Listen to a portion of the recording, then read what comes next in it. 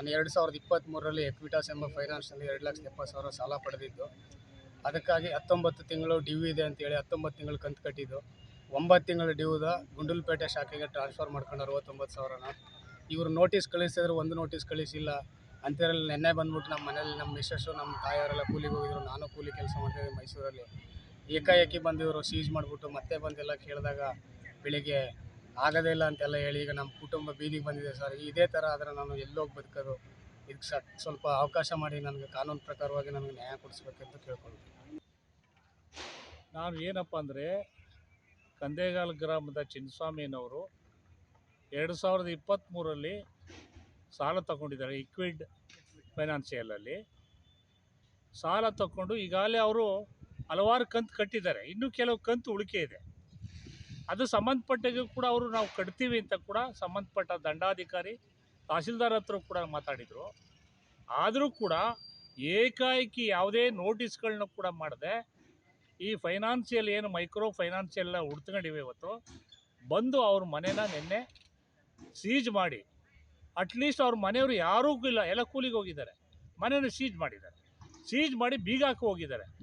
ಬೀಗ ಹಾಕೋದ ಅನಂತರ ಏನಾಗಿದೆ ಅಂದರೆ ಪಾಪ ಅವರು ಮಲಿಕೊಳ್ಳೋಕ್ಕೆ ಮನೆ ಇಲ್ಲ. ಆ ಕಂದೇಗಾಲದ ದೇವಸ್ಥಾನದ ಮುಂದೆ ಮಲಗಿದ್ದಾರೆ ರಾತ್ರಿ ಎಲ್ಲ. ಈ ರೀತಿ RBI ಡೈರೆಕ್ಷನ್ ಇದೆ, ರಾಜ್ಯ ಸರ್ಕಾರಕ್ಕೂ ಕೂಡ ಡೈರೆಕ್ಷನ್ ಮಾಡಿದ್ದಾರೆ. ಏನು ಮಾಡಿದ್ದಾರೆ ಅಂದರೆ ಯಾವುದೇ ಮೈಕ್ರೋ ಫೈನಾನ್ಷಿಯಲ್ಗಳು ರೈತರಿಗೆ ಯಾರು ಸಾಲಗಾರರು ಇದ್ದಾರೆ, ಸಾಲ ತಗೊಂಡಿದ್ದಾರೆ, ಅವ್ರಿಗೆ ಯಾವುದೇ ಕಿರುಕುಳ ಆಗಲಿ ತೊಂದರೆ ಕೊಡಬಾರ್ದು ಅಂತ ಆದೇಶ ಇದ್ದರೂ ಕೂಡ ಈ ಇಕ್ವಿಡ್ ಫೈನಾನ್ಷಿಯಲ್ ಅಂತ ಏನಿದೆ ಮೈಕ್ರೋ, ಇವರು ತುಂಬ ತೊಂದರೆ ಕೊಟ್ಟು ಅವರು ಸೂಸೈಡ್ ಮಾಡೋ ಮಟ್ಟಕ್ಕೆ ಬಂದಿದ್ದಾರೆ. ಆಗಿದ್ದಾರೆ.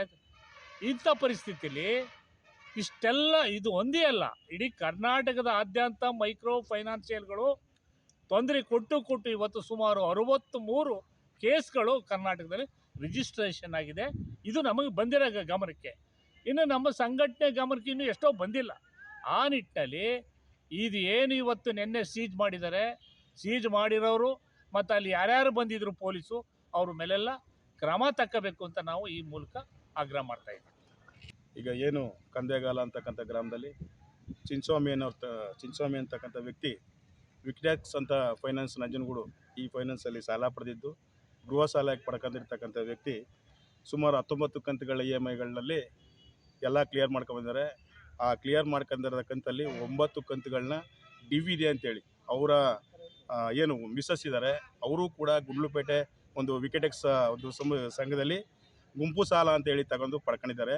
ಆ ಗುಂಪು ಸಾಲಕ್ಕೋಸ್ಕರ ಈ ಹೌಸಿಂಗ್ ಲೋನ್ ಏನು ಕೊಟ್ಟಿದ್ದಾರೆ ನಂಜನಗೂಡಿನವರು, ಆ ಲೋನ್ ಅಮೌಂಟನ್ನು ಗುಂಡ್ಲುಪೇಟೆ ಶಾಖೆ ಇರ್ತಕ್ಕಂಥವ್ರು ಆ ದುಡ್ಡನ್ನು ಕಟ್ ಮಾಡಿ ಈ ಚಿನ್ನಸ್ವಾಮಿ ಅನ್ನತಕ್ಕಂಥ ವ್ಯಕ್ತಿಯ ಯಾವುದೇ ಒಂದು ಸರ್ಕಾರದ ಆದೇಶಗಳನ್ನು, ಸರ್ಕಾರ ಕೊಟ್ಟಿರ್ತಕ್ಕಂಥ ಯಾವುದೇ ಥರದ ರೂಲ್ಸ್ಗಳನ್ನ ಬದಿಗೊತ್ತಿವರು ಏಕಸೌಮ್ಯ, ತಾರತಮ್ಯ ಮತ್ತು ದರ್ಪಗಳನ್ನ ತೋರಿಸ್ತಕ್ಕಂಥ ಫೈನಾನ್ಸ್ ವಿರುದ್ಧ ಈಗಾಗಲೇ ಸಾಕಷ್ಟು ಫೈನಾನ್ಸ್ ವಿರುದ್ಧ ಹೋರಾಟಗಳನ್ನ ಮಾಡ್ಕೊಂಡು ಬಂದಿದ್ದೀವಿ. ಆಲ್ರೆಡಿ ಸರ್ಕಾರ ಆದೇಶ ಕೊಟ್ಟಿದೆ. ಆಗಲೂ ಕೂಡ ಇವರು ದರ್ಪಗಳನ್ನ ಮೆರಿತಾ ಇದ್ದಾರೆ. ಕೊನೆಗೆ ಲಾಯರ್ ಮುಖಾಂತರ ನೋಟಿಸ್ ಕೊಟ್ಟು ಸಂಬಂಧಪಟ್ಟ ಠಾಣಾ ಪೊಲೀಸ್ ಇಲಾಖೆಯವರು ಕೂಡ ಹೋಗಿ ಜೊತೆಗೆ ಈ ಒಂದು ಅಮಾನವೀಯ ವಾಸ ಮಾಡ್ತಕ್ಕಂಥ ಮನೆನ ಸೀಸ್ ಮಾಡ್ತಿರ್ತಕ್ಕಂಥದ್ದು ಕಾನೂನು ಬಾಹಿರವಾಗಿದೆ. ಹಾಗಾಗಿ ದಯಮಾಡಿ ಇಂಥ ಒಂದು ಸರ್ಕಾರ ಆದೇಶ ಪಾಲಿಸದೇ ಇರ್ತಕ್ಕಂಥ ಇದೊಂದು ಸಂಸ್ಥೆಗೆ ಈ ಫೈನಾನ್ಸ್ ಕಂಪ್ನಿನ ಮುಚ್ಚಿಸ್ಬೇಕು. ಜೊತೆಗೆ ಅನ್ಯಾಯ ಆಗಿರ್ತಕ್ಕಂಥ ವ್ಯಕ್ತಿಗೆ ಚಿನ್ನಸ್ವಾಮಿ ಅಂತಕ್ಕಂಥ ಆ ಕುಟುಂಬಸ್ಥರಿಗೆ ಏನು ಬೀದಿ ಪಾಲಾಗಿದ್ದಾರೆ ಅವ್ರಿಗೆ ನ್ಯಾಯ ದೊರಕಿಸ್ಬೇಕು ಅಂತೇಳಿ ಸಂಬಂಧಪಟ್ಟ ಅಧಿಕಾರಿಗಳಲ್ಲಿ ಮನವಿ ಮಾಡಿಕೊಡ್ತಾ ಇದ್ದೀವಿ. ಜೊತೆಗೆ ಇದು ಕೂಡಲೇ ಇತ್ಯರ್ಥ ಆಗಲಿಲ್ಲ ಅಂದರೆ ಮುಂದೆ ಹೋರಾಟ ರೂಪದಲ್ಲಿ ರೂಪಿಸಬೇಕಾಗುತ್ತೆ ಅಂತೇಳಿ ಈಗಾಗಲೇ ಎಚ್ಚರಿಕೆ ಕೊಡ್ತಾ ಇದ್ದೀವಿ.